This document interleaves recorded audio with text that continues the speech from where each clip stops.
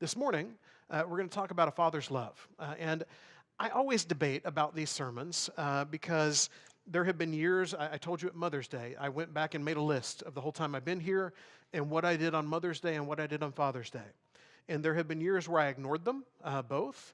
I did learn somewhere along the way, if you're going to ignore one, you ignore both. And there have been years where I have preached about it, and then I also learned if you preach about one, you got to preach about both.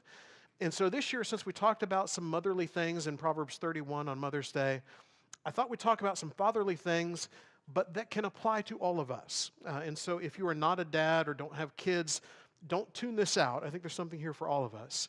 And the lens we're going to do it through is 3 different dads who bring a child to Jesus in hopes of healing. And what we can learn about through that, what a father's love looks like. What does a father's love look like? And I've told you before on Father's Day, and I don't want to beat this into the ground. I didn't grow up with a dad in my house. I'm friends on Facebook with a couple of half-siblings. And today, at some point, I will get on Facebook and I will see their glowing reviews of my dad. And it's like they're talking about something. I've never met that guy. I don't know who that is. I last saw him when I was 5. I would not write a glowing review. I don't see that. I never saw that side. But clearly for them, this is the reality they lived in. And so when I look for what a father's love looks like, they look to him. I look to different places in my life where I've seen that kind of father's love. And for all of us this morning, I think we can see it in these fathers that we encounter in Scripture. So first of all, in John chapter 4, there is a nobleman or a royal official, depending on your version of Scripture's son. It says that he came to Cana in Galilee, this is Jesus, where he had made the water wine, and at Capernaum there was an official whose son was ill. When this man heard that Jesus had come from Judea to Galilee, he went to him and asked him to come down and heal his son, for he was at the point of death. Now, for us, Capernaum and Judea and Cana and all those things, we need David to put one of his, if you're in the adult class, we need David to put one of his maps up here and point out it for us to show us where all these things are. The one thing that you need to know about these places are they're somewhere between 20 and 25 miles apart. So it's not just like going down the street, especially in their day and time. Now, likely this guy is high enough in society, probably has access to a horse or a chariot or something. And so it's a little easier journey, but it's still an effort to be there. And so he goes to Jesus because his son was at the point of death. So the first thing he shows is effort. He is not willing to just look at his son who is at the point of death. He has heard the stories, most likely. Maybe someone saw his son who was so ill and told him about this story they heard about a guy down in Cana who changed water into wine at a wedding, and what else could he possibly do? And he's down there now. Maybe you should go see him. And then the guy has a decision to make. What will I do? You know, Raymond asked us the question of what we might be willing to sacrifice. Maybe the other side of that question is, what lengths would you go to? What would you do for a child? And in the love of a father, we see the willingness to make effort. Effort sometimes that doesn't make sense to the people around you.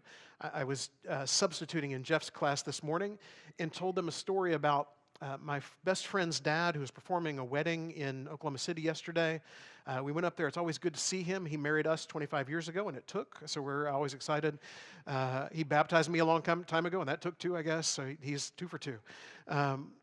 When I was in high school, they moved away. They moved to St. Louis, Missouri from Mobile. He was taking a new preaching job up there. And his son, the oldest, back in the day when high schools weren't worried about who was recruiting players and all that kind of stuff, his new school did not have a football team. And so he convinced his parents to let him come back to Mobile for the beginning of his senior year to be able to play football and be with his friends and live at his history teacher's house. And so they let him go, as hard as that was, for the first part of his senior year. And when the first football game rolled around, I was shocked to see his dad there. I looked in the stands, and there's Nathan's dad up in the stands, and he had got in his car at like 7 o'clock that morning, and driven 12 hours to get to the stadium to watch his son play football.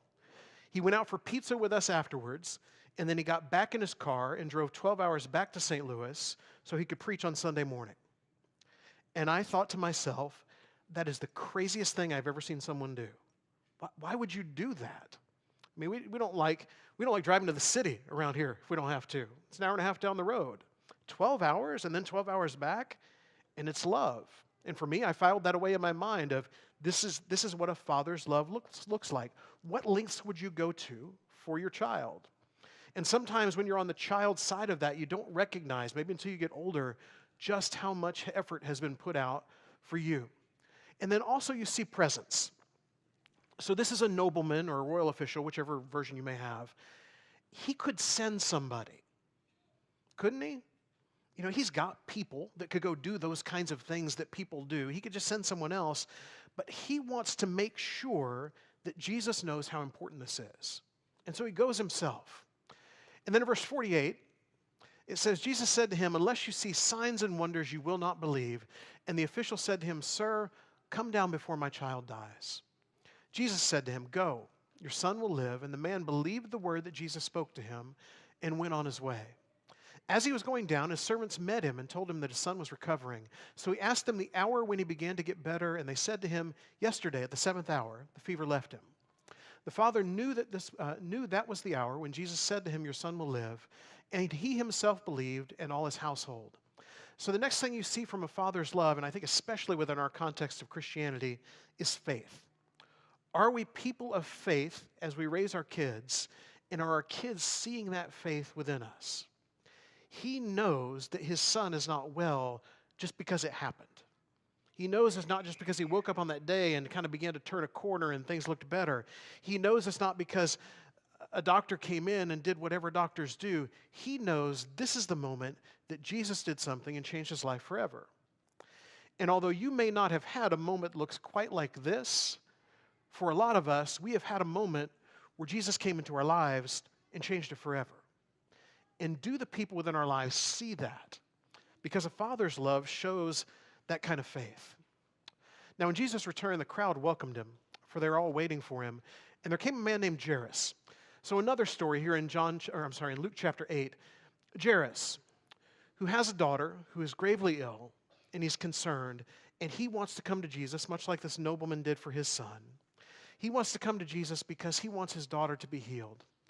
So he's a ruler of the synagogue, and falling at Jesus' feet, he implored him to come to his house. Another thing we see in a father's love is humility.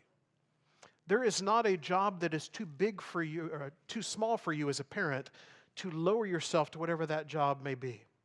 I have watched my own son over the last couple weeks now as he has learned about diapers and how that works. That's not a highfalutin kind of job, is it? But it's something that you must do. And he humbles himself to help his child. Jairus here he's a pretty big deal. And yet he humbles himself and comes to Jesus. And as someone within the synagogue, we know how most of those folks tend to feel about Jesus. He's willing to set that aside too. He's willing to be humble and to do. That same friend's dad that I told you about that did all that driving. I also heard a story about him one time when he was preaching there in St. Louis. The seniors were going to have a big event there at the church building in the fellowship room, and he thought the floor looked too dingy for that. And so he went in with a buffer really late one night and buffed the floor of the fellowship area so it would be nicer for the seniors who were having a thing the next day. He's the preacher. He's not supposed to buff floors. That's not what you would do. They didn't teach us that in school. And yet he thought, here's a thing I can do to serve other people. I looked yesterday at that wedding as we were there, and all kinds of people within their family had plastic gloves on serving food at the reception because that's what they wanted to do, to serve the couple and the people who were there. Are we willing to humble ourselves, whatever state we may find ourselves in, however important we may be? And so this man, he's not concerned about his position. He's concerned about what Jesus can do for his daughter. For he had an only daughter, about 12 years of age, as she was dying. As Jesus went, the people pressed around him. Love that Raymond emphasized during our communion time this morning, the idea of God's only son. It brings a whole new light to what would you do if it was the only one? So he has this only daughter, and the crowd pressed around, and what we find in this story is, at this moment, the focus changes from his daughter. And isn't that a frustrating moment? For you guys who have been to different sports and been in the bleachers and watched, maybe your kids were on the team or maybe you were just there. Have you ever on occasion seen a parent who was upset with a coach? Or maybe if you're a coach, maybe you've been on the other end of that and you've heard the parents in the crowd who may be yelling something you don't want to hear or something you think is unfair. I imagine Jairus in this moment thinking, there are more pressing things at hand right now. You remember my daughter who's sick? That's where we're heading. And yet instead, he watches this unfold as this woman comes to Jesus who's had this issue of bleeding for a long time, and Jesus heals her. And he allows someone else to encounter Jesus in the midst of all of that. But he has persistence. He doesn't just walk away. We find that this is one of those weird kind of healing stories in the New Testament where it begins and then there's an interruption in the middle and a whole nother healing that we weren't planning on, and then it continues. And so Jairus is still there, waiting patiently, being persistent. And that, for us, as people who want to show love to those around us, sometimes it's persistence. For us as parents or as fathers in this case, aren't there times where you just have to be there present and be there persistent in showing love? So while he was still speaking, Jesus is still speaking, someone came from the ruler's house and said, "Your daughter is dead. Do not trouble the teacher anymore." There is struggle in being a loving father. Occasionally things don't go quite the way you planned, don't they? And sometimes from the things that don't matter, that they don't go the way you planned. I still remember vividly taking our families, and my brother-in-law and his family went, and Stacy's mom went, and we all went to Disney World together. And I've been to Disney World a bunch of times growing up in South Alabama. It wasn't that far away. And there's a way you do Disney World. There's a correct way and a wrong way, and there's a crazy way. And I knew the way to go, and immediately when we walked in there, everybody was going everywhere. And I just hung my head. And I thought, this is not how I planned this to work. Sometimes it's a silly struggle like that. Other times, it's like this man, who everything has gone wrong. The story begins with a sick daughter, and now begins with a daughter who is gone, or at least he thinks is gone. Things are not always going to go well for us.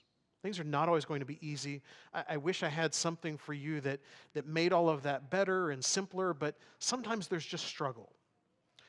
And what Jairus is going to learn, that if you have struggle, there is no one you want to be around more than Jesus. And for us as fathers who are trying to show love, or people who are trying to see the love of the Father, know that Jesus is the one who gets us so much closer to that. So Jesus came. Jesus, on hearing this, answered him, "Do not fear, only believe, and she will be well." And when he came to the house, he allowed one to enter with him, except Peter. He had no one to enter with him except Peter and John, and James, and the father and mother of the child. So Jesus kind of lessens the crowd and brings this small group in. And you'll notice here, just kind of a sidebar with all of this, Jesus doesn't leave, does he? He still has time for this man. He still wants to show him what can happen. And all were weeping and mourning for her, and he said, "Do not weep, for she is not dead, but sleeping." And they laughed at him, knowing that she was dead. But taking her by the hand, he called, saying, "Child, arise." And her spirit returned, and she got up at once, and he directed that something should be given to her to eat. And her parents were amazed, but he charged them to tell no one what had happened. Occasionally, within a father's love, you have moments of amazement.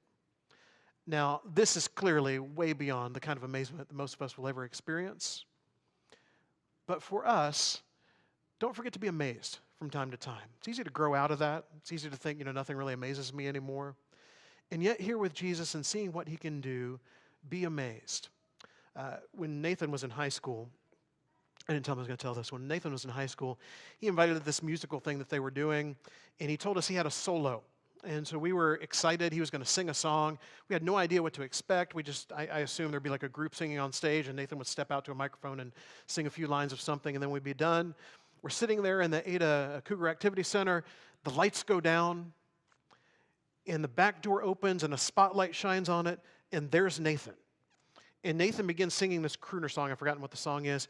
He begins singing this crooner song as he's walking down through the audience, and I looked at my wife and I said, "Who is he?" I had no idea he could do that. And my mind was blown watching this. Sometimes as a parent, isn't it neat to be amazed by our kids? I was amazed by that. I've been amazed watching my son become a dad over the last couple weeks. There are moments where there is amazement within the love of the Father. And as dads, just enjoy that moment. Enjoy, as Jairus does here, seeing what Jesus does in the lives of people. Enjoy watching your kids. I love that we have generations here, where we've got people who have been elders who have seen their kids become elders and deacons, and people who have taught classes back there who have seen their kids later teach those classes, and people who have been a part of this, who just on and on it goes. Be amazed by what God does in the lives of his people. And then in Mark chapter 9. In Mark chapter 9, Jesus has gone up on the Mount of Transfiguration, and you think that's going to be the biggest thing that happens in the chapter, and maybe it is, I don't know. But one of my favorite stories in the chapter is when he comes down from the mountain. He comes down from the mountain, and it says in Mark chapter 9 and verse 14, and there's an account of this in three of the Gospels. He says, and when they came to the disciples, they saw a great crowd around them and scribes arguing with them.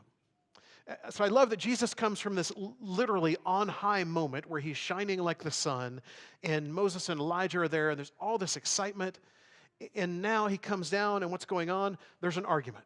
There's a disagreement. There's all this going on. And so Jesus comes to them, and it says, and immediately all the crowd, when they saw him, were greatly amazed and ran up to him and greeted him. I don't know if they're greatly amazed because he's come down. I don't know if there's residual shining going on or what it is. But they're excited to see Jesus is there, and they ignore the argument now, and they look to him. And so he asked them, what are you arguing about with them? We just had this great moment up there. What's the argument about down here? And someone from the crowd answered him. I can't tell you how many times I've been teaching a Bible class and asked a question only to hear crickets, as no one really wants to answer the question or possibly have the wrong answer or whatever. And I try to coax and encourage, and sometimes it works and sometimes it doesn't. I love the fact that he asked this question of the people who are there and having this argument, and then someone from the crowd answers, and we find out it's the dad. And he says, teacher, I brought my son to you, for he has a spirit that makes him mute. There is a boldness that comes with being a dad. Now, unfortunately, on occasion, the dads do this in the wrong way. I have had times, the reason why I can give that coach, please don't hold this against me.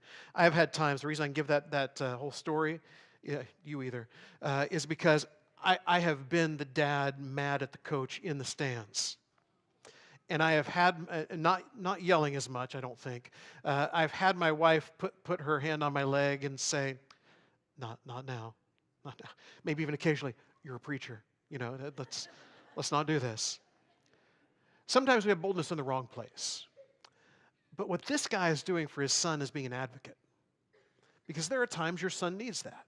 Now, there are times your son or your daughter or your child or your grandchild or whoever it may be, there are times they actually did the thing they've been accused of and they probably need accountability.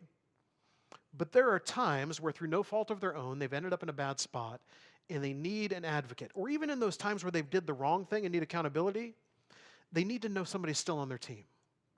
And so this dad speaks up and says what's happening to his boy. Whenever it seizes him, it throws him down. He foams and grinds his teeth and becomes rigid. So I asked your disciples to cast it out, and they were not able. Can you imagine watching this as a parent? I mean, even if you're a parent who's struggled with kids having health issues or even with minor things along the way, it's so hard to watch your kids suffer. And so this guy has watched this happen repeatedly. I would imagine at surprising times when you don't see it coming, and there he is, and there's these awful things going on, and you just want more than anything to help, more than anything to make it better, and there is nothing you can do. And you just feel kind of helpless. There are times where a father's love is desperate. And dads, we're not always great about showing this because we're tough and we don't have emotions. And yet, it's there, isn't it? And there's a desperation to it. And oftentimes, it's that desperation that takes us to God. Now, I hope the desire to turn to God in things of life comes long before the desperation hits.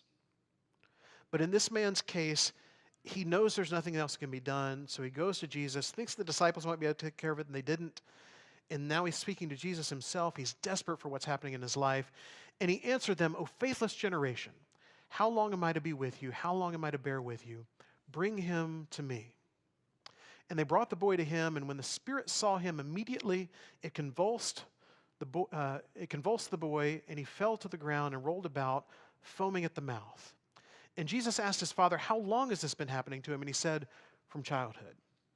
And so we get the idea that this son's a little bit older, and since he was a kid, this thing has been going on. Often it has cast him into the fire and into the water to destroy him, but if you can do anything, have compassion on us, and help us. This guy is constant. I would assume that if he had heard about Jesus long ago, we would have had the story earlier in the book of Mark. He is not going to give up. And he explains everything that's happened. He's already had the disciples try and it hasn't worked. And now he's still trying. He's still there. He is still constant. We need to be a constant presence within the lives of our kids and our grandkids. Or if you have chosen to tune this out because you don't have kids or grandkids, like the guy whose wedding I went to yesterday, who had all of that impact on me, and I'm not his kid. Because I watched what a father's love looked like through him. There are people within this church who benefit from people who are not their dad and benefit from the example and the teaching and the love of those people. Be those people. Be those kind of people to the kids who are growing up here and need a good example. In Mark chapter 9 and verse 23, Jesus said to him, if you can, all things are possible for one who believes. And immediately the father of the child cried out and said, I believe, help my unbelief. A father's love is something that is growing and learning and being different. There are things we can all learn from one another. There are occasionally, as fathers, things we can learn from our kids. And we're willing to let down that wall and learn. We're willing to say, I believe, help my unbelief. We're willing to turn to God and say, I know that I should have faith to make it through this. I'm just not there yet. Help me. Help me to get better. In Luke's account, I like the way Luke puts the healing a little better. In Luke's account, in Luke 9, verse 42, it says, while he was coming, the demon threw him to the ground and convulsed him. But Jesus rebuked the unclean spirit and healed the boy and gave him back to his father. And they were all astonished at the majesty of God. I love the phrase Luke uses, it gave him back to his father. A father's love is welcoming. A father's love, although we have those moments, at least if you're anything like me, where you just want to say, I told you this is how it would turn out. I told you you shouldn't do that, and this is why, and now you know, and you just want to use the hammer to hammer it home. Sometimes you've got to put down the hammer and just open up the arms. And he gives this boy back to his father, who has just got to be elated that all of the suffering that he has seen in his son is now gone.